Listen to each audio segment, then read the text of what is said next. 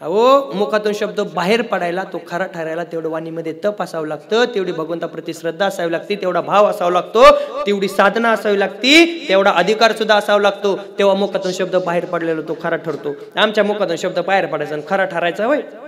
अहो एक जणाला मी पाठीमागच्या वर्षी आशीर्वाद दिलता दिंडीत. एक जण मला भेटला, म्हणे महाराज मला आशीर्वाद द्या. मी म्हणलं जा तुझं कल्याण होईल. त्या दिवशी मला भेटलं, मी म्हणलं बरं चाललंय का? ते म्हणला 10 एकर इकलं. त्याला आशीर्वाद दिला तुझं कल्याण होईल, त्याने 10 एकर इकलं. आमचा आशीर्वाद कुठं खरा ठरतोय? नवीनच लग्न झालेलं जोडपं माझ्याकडे आलं, म्हणे महाराज ही माझी मिसेस कळती ना, जानवर ते बायको, हिला 7वा महिना आहे. मी म्हणलं बर महाराज तुमच्या पायावरती 500 रुपये ठेवल्यात. मी म्हणलं बर. ते म्हणला सांगा हिला पोरगा होईन का पोरगी? मी म्हणलं जा तुला पोरगा नक्की होईन. महाराज मग पोरगा नाही झाला. मी म्हणलं पोरगी सुद्धा नक्की होईन. पोरगा नाही तर पोरगी दोन्ही पैकी होईनच ना. बर पोरगा होईन का पोरगी होईन का कळायला मी काय डॉक्टर आहे का मी देवऋषी आहे? ते डॉक्टरला कळतं पोरगा होईन का पोरगी. सोनोग्राफी केल्याच्या नंतर मग मला कळालं हे 500 रुपये सोनोग्राफीचे आहेत म्हणून. बरं ते डॉक्टरला कळत असं. एक जण नवीनच डॉक्टर, त्याचं पहिलंच ऑपरेशन, आणि ते ऑपरेशनला गेलं आणि जाताना हरण बुक्का घेऊन गेलं. आणि ते पेशंट म्हणे डॉक्टर तुम्ही हरण बुक्का कशासाठी आणला हो? ते डॉक्टर म्हणला हे माझं पहिलंच ऑपरेशन आहे, सक्सेस झालं तर मला, नाही तर मंडळी. महाराष्ट्राचे लाडके ओनली वारकरी युट्यूब चॅनलला नवीन व्हिडिओ पाहण्यासाठी लगेचच आपल्या चॅनलला सबस्क्राइब करा. सर्वात अगोदर व्हिडिओ पाहण्यासाठी बेल आयकॉनची घंटी दाबायला विसरू नका. तो सांगून गेला. पूर्वीचा काळ बघा होता. पूर्वी दारात नंदीवाला यायचा, वासुदेव यायचा दान मागण्यासाठी, बरोबर. अहो मल्हारीचं वारी मागण्यासाठी रविवारी ते सुद्धा यायचा. ते सुद्धा आपल्याला सावध करून द्यायचा. तो सुद्धा म्हणायचा सावध होऊनी भजनी लागा, अहम वाग्या सोहम वाग्या प्रेम नगरावारी, सावध होऊनी भजनी लागा देव करा कैवारी, माझ्या मल्हारीची वारी मल्हारीची वारी. तरी आपण सावध नाही झालो. ते सगळे सांगून गेले. तो पिंगळा म्हणून गेला आपल्याला बघा, तू घे घे घे हरिनाम घे, माया तू सोडून दे, हात लावणी नशिबाला का रडतोस ठाई ठाई, या संसारा पायी या संसारा पायी. तू म्हणशील बायका पोर ती तुझ्या मागची चोर, मेल्यावरती खापर फोडतील तुझ्याच डोक्यावर, म्हणशील पैसा अडका हा इथंच राहतो सडका, मेल्यावरती तुझ्या संग एक मातीचा मडका. घे घे घे हरिनाम घे, माया तू सोडून दे, हात लावणी नशिबाला का रडतोस ठाई ठाई, या संसारा पायी या संसारा पायी. पिंगळा महाद्वारी बोले बोलो तो देखा पिंगळा महाद्वारी. सुंदर वर्णन करायचं. तो पिंगळा नावाचा पक्षी नाव आहे बर का. तो पिंगळ्याच्या रूपात यायचा, मस्तपैकी गुणगुणत यायचा. तो आपल्याला उपदेश करायचा महाराज. पण हल्लीच्या आता पिंगळा राहिला नाही, आता बटरवाला दारात यायला. कारण की काळ बदललाय ना. अहो जसं जसं काळ बदलत चाललाय ना तसं तसं माणसं सुद्धा डेव्हलप होत चालली. अहो पूर्वीचा काळ आठवा मावल्यानो, इतका काळ सुंदर होता तुमच्या काळात. महिला मंडळी आहेत ना, हांड्याव हांडा बाबा लांबून एरीवरून पाणी आणायच्या. आता एवढा काळ बदललाय राम महाराज. आता किचनच्या वट्ट्यावर पाणी आलंय बघा. आमच्यासारखा जर महाराज जर घरी गेला ना पाणी प्यायला, आम्हाला पाणीच देणार नाहीत. डायरेक्ट नळाची नळीच घ्यायची, महाराजाच्या तोंडात खुपसायची. काय प्यायचे तर पिऊन झाल्यावर नळ बंद करून निघून जाय. एवढा काळ बदलला. आता किचनच्या वट्ट्यावर पाणी आलंय ना. पूर्वीचा काळ रानातून बरोबर ना. आता काळ बदलला, आता किचनच्या वट्ट्यावर पाणी आलं. एवढा काळ बदललाय महाराज. मग काळ बदलला जरी असला, मी तर म्हणेन काळानुसार आपण सुद्धा बदललं पाहिजे. पण काळानुसार बदलत असताना आपण आपल्या संस्कृतीला विसरता कामा नाही. महाराष्ट्रामध्ये सध्या जर संस्कृती जर जपली असेल ना, ती आपल्या वारकरी संप्रदायाने संस्कृती जपली. तेव्हा कीर्तन महोत्सव चालू आहे. कुठे चालली संस्कृती महाराज? कुठे चालला आपला महाराष्ट्र? आज जर महाराष्ट्रामध्ये माफी मागून बोलेन 4 आणि 4.5 वर्षाच्या मुलीवरती जर बलात्कार होत असेल तर निश्चित महाराज महाराष्ट्राला कोणाची तरी गरज होती. निश्चित आपल्याला चांगल्या माणसाची महाराज आठवण झाल्याशिवाय राहत नाही. आपला महाराष्ट्र उभा राहतो ना, तो काय उगतच राहत नाही. 4 जणांच्या खांद्यावरती आपला हा महाराष्ट्र उभा. 1 आळंदीचे ज्ञानोबा, 2 देऊचे तुकोबा, 3 पंढरीचा विठोबा आणि 4 म्हणजे स्वराज्याचा शिल्पकार छत्रपती शिवबा या 4 जणांच्या खांद्यावरती आपला महाराष्ट्र उभा आहे. कोणत्या पुढाऱ्याच्या कोणत्या नेत्याच्या जेव्हा आपला महाराष्ट्र उभा नाही, 4 जणांच्या खांद्यावरती महाराष्ट्र उभा आहे महाराज. पण निश्चित आपल्याला त्यांची आठवण झाल्याशिवाय राहत नाही. संस्कृती आपण जपली पाहिजे, आपला आदर्श आपण चांगला ठेवला पाहिजे. एखाद्या नाचणाऱ्या पाटलांचा आदर्श ठेवूस तर भारताच्या राष्ट्रपती प्रतिभाताई पाटलांचा आदर्श ठेवायला शिका. नाचणारी कमी कपडे घालती किंवा नटी कमी कपडे घालती ना, ती आपल्याला अट्रॅक्ट करण्याकरता घालत असते. पण आपल्या माईने आपल्यासाठी 10 ठिकाणी फाटलेलं लुगडं घालते ना, ती आपल्याला प्रोटेक्ट करण्याकरता घालत असते. ही गोष्ट लक्षात ठेवा महाराज. संस्कृती जपणं काळाची गरज आहे आणि संस्कृती फक्त आपल्या वारकरी संप्रदायाने जपली म्हणून तर हे नाम यज्ञ कीर्तन यज्ञ सोहळा आहे. आज महाराजांचं कर्तव्य असतं नामाबद्दल सांगण्याचं, म्हणून तुम्हाला सांगण्याचा प्रयत्न करतोय महाराज.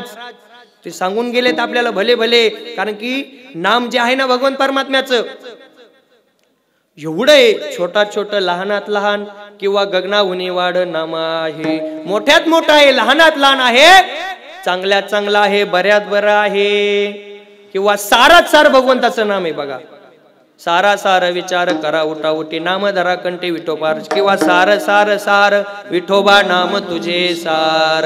अहो भगवान परमात्माचं नाम एवढं सारे, भगवान परमात्मा एवढा गोडे. राजस सुकुमार मदनाचा पुतळा रवी शशिकळा लोपलिया. अहो भगवान परमात्मा जर इतका गोड असेल तर महाराज त्याचं नाव किती गोड असेल हो. नाम तुम्हारा तारनहारा कब तेरा दर्शन होगा, जिसकी रचना इतनी सुंदर वो कितना सुंदर होगा, वो कितना सुंदर होगा. अहो भगवान परमात्मा एवढा गोडे तर त्याचं नाव किती सुंदर आहे. म्हणून आपण वेळोवेळी त्या भगवंताचं नामस्मरण केलं पाहिजे. विठ्ठल विठ्ठल.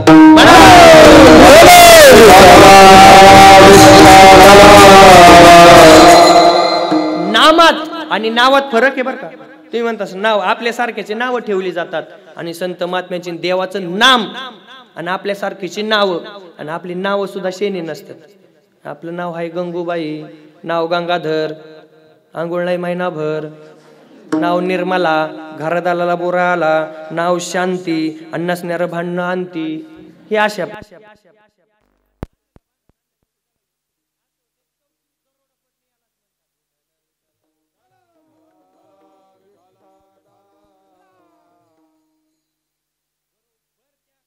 शांतीच असली पाहिजे बघा.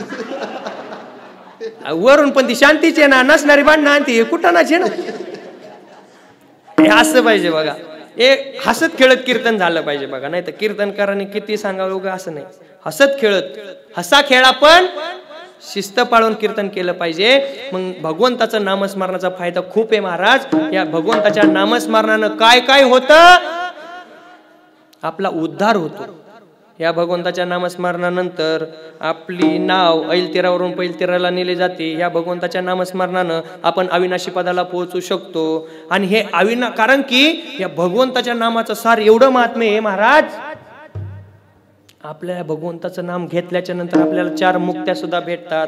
या मुक्त्या नेमकी कोण आहेत, या मुक्त्या नेमकी कोणत्या आहेत? मुक्ताबाई नाही बरं का. मुक्ती म्हणजे आपण म्हणतो ना बाबा मेल्याच्या नंतर ह्या माणसाला मुक्ती मिळाली बाबा, त्याला मेल्यानंतर मुक्ती नसती भेटत. आहे तोपर्यंत जिवंत असतानाच मुक्ती भेटत असते. लोक म्हणतात मेल्या मोक्ष भेटला, मेल्या मोक्ष भेटत नसतो, जिवंतपणेच मोक्ष भेटत असतो. तशी मुक्ती सुद्धा आपल्याला जिवंतपणेच भेटत असतात. मग या जगामध्ये या शास्त्रामध्ये 4 मुक्त्या आहेत. ऐका, त्या 4 मुक्त्या जर पाहिजे असतील तर तुम्हाला काय करावं लागेल तर देवाच्या दारात उभा राहावं लागेल. अभंगाचं पहिलं चरण.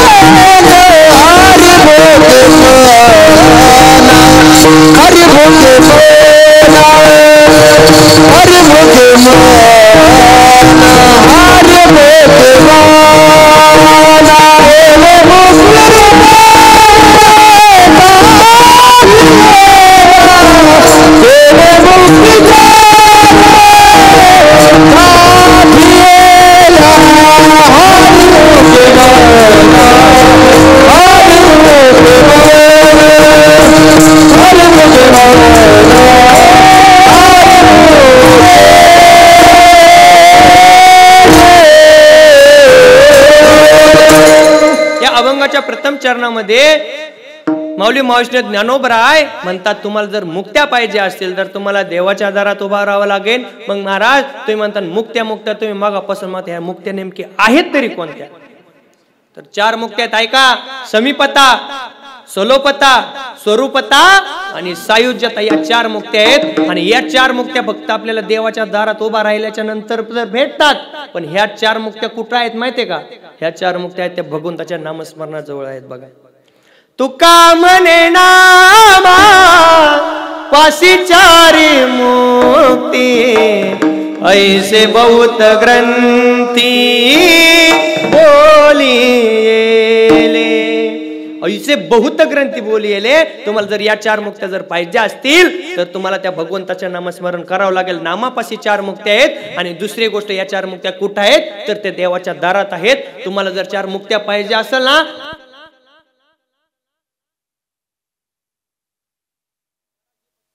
येत असतात. कारण की त्यांना काय गरज आहे महाराज? मला सांगा, माझ्या एका प्रश्नाचं उत्तर द्या.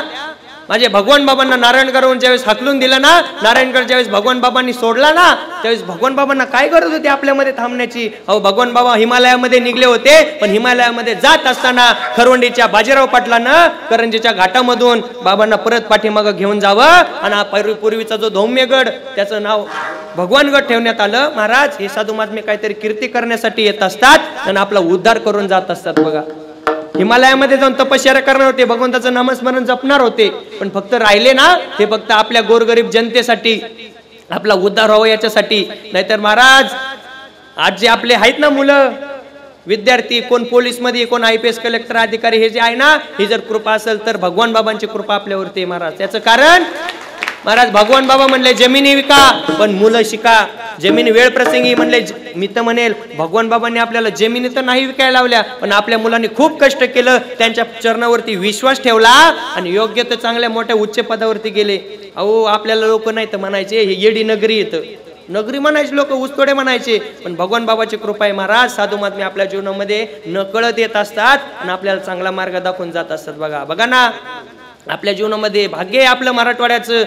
खूप मोठे थोर साधू महात्मे होऊन गेले, राष्ट्रसंत भगवान बाबा, वैराग्यमूर्ती वामनभाऊ महाराज, आणि त्यांच्या पाठोपाठ रिद्धी सिद्धी प्राप्त असणारे सद्गुरू नारायण बाबा महाराज होऊन गेले.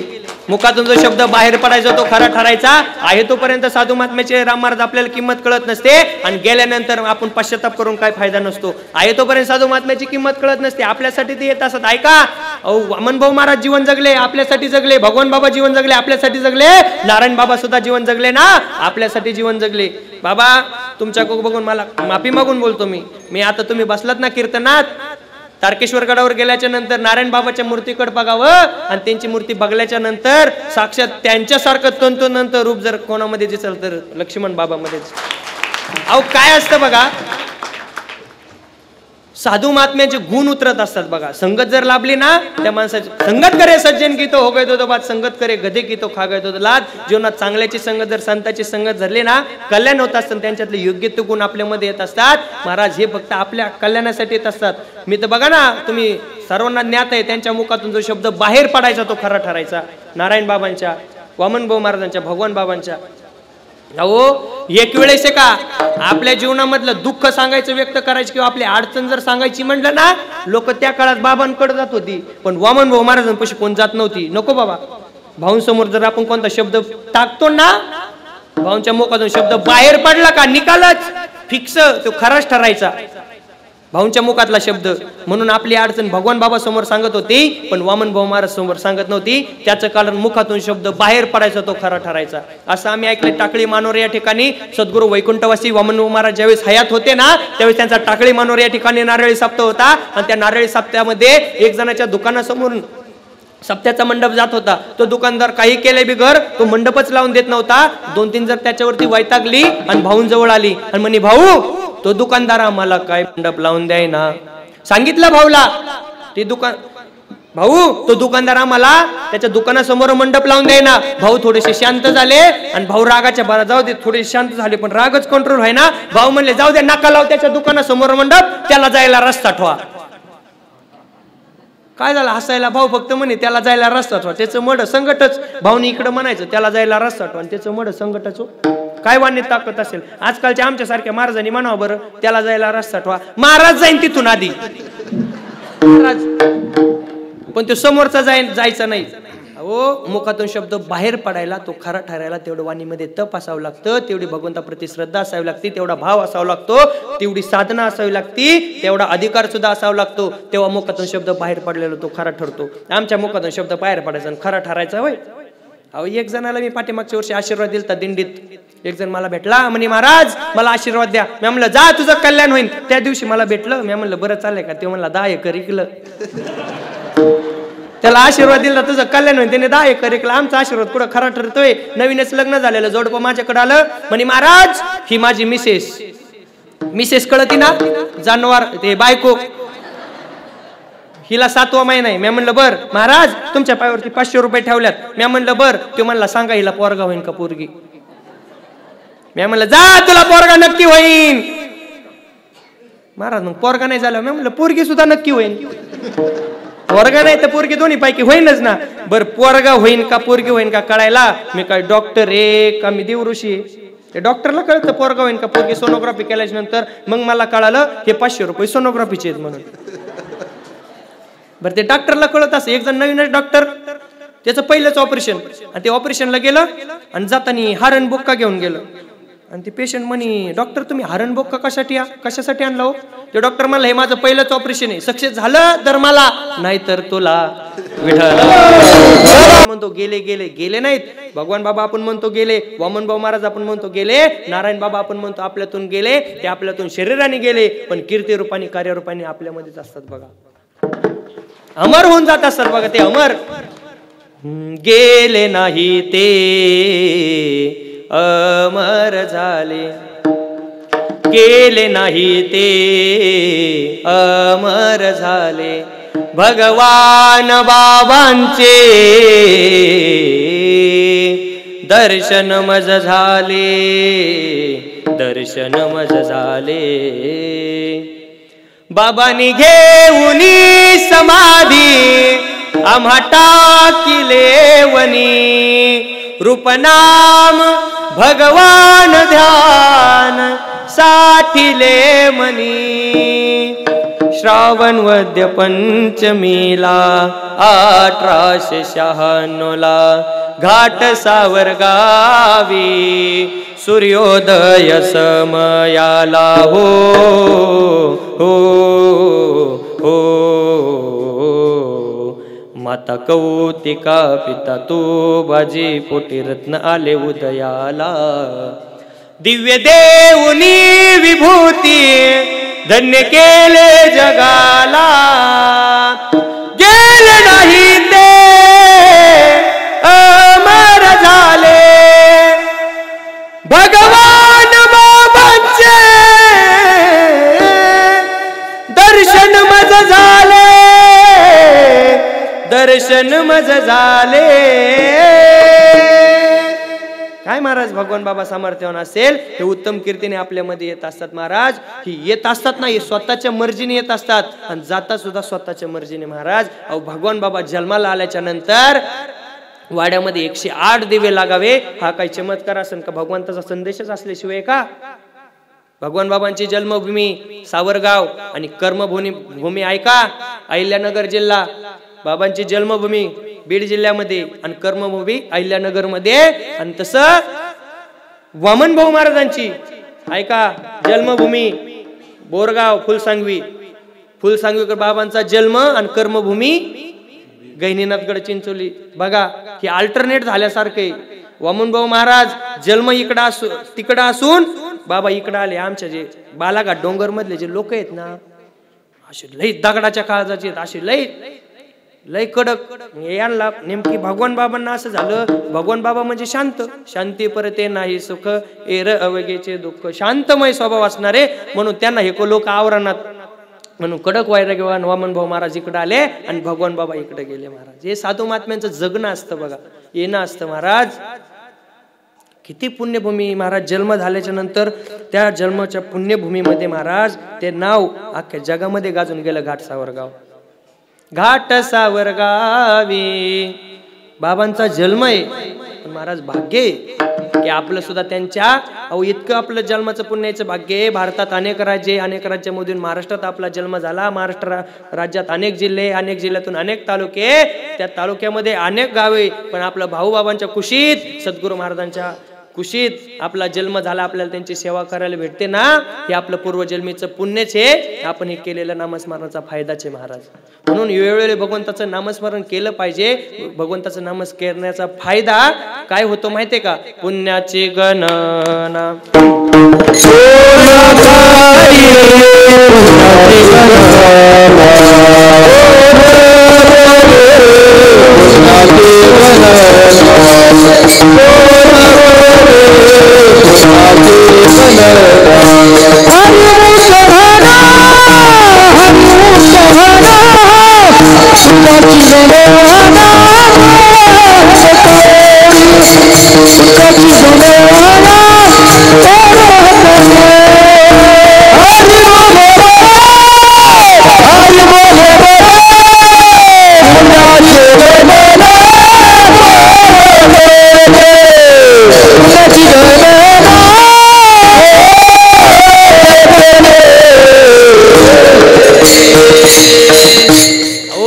घेतल्याच्या नंतर पुण्याची गणना कोण करी.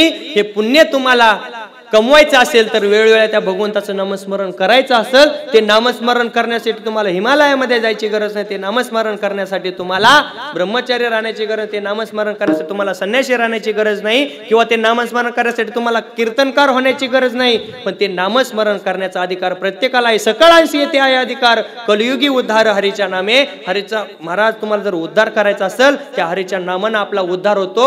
आणि हा उद्धार करून घ्यायचा असेल तर संसारिकाला सुद्धा याचा अधिकार आहे. असोनी संसारी जे वेगवेगळं करी वेदशास्त्र उभारी बाया सदा. संसारात असून सुद्धा भगवंताचं नामस्मरण करता येतं. पण महाराज जसं गुळाच्या ढेपेला जसा मुंगळा चिकाटलेला असतो, तसं तुम्हाला काय संसार सुटना. सुटतोय काय संसार?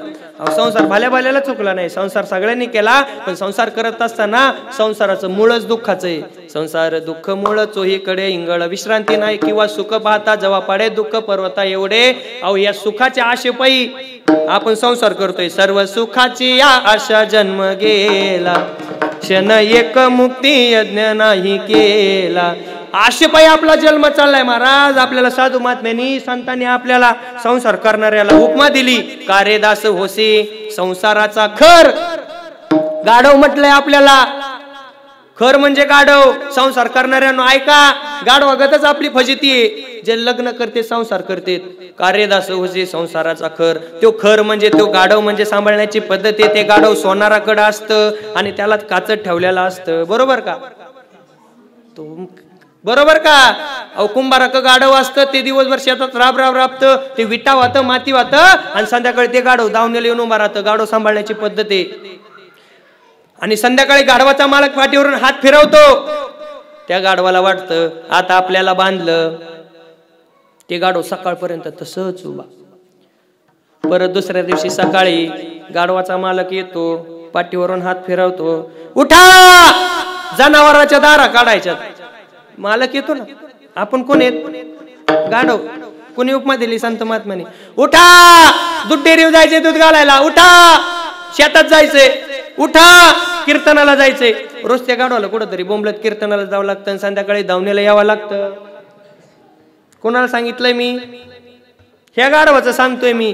जोपर्यंत संसारामध्ये ट्रॅक्टर जोपर्यंत एकटा असतो का, बरं का राम महाराज, आमचा ट्रॅक्टर अजून मोकळाच आहे, पण जोपर्यंत संसारामध्ये ट्रॅक्टर जोपर्यंत एकटा असतो ना, बरं का अमोल दादा, त्याच्या कुठल्या पण ब्रेकवरती पाय द्या, त्यास गार दिशेने जाग्यावर वळतं बघा.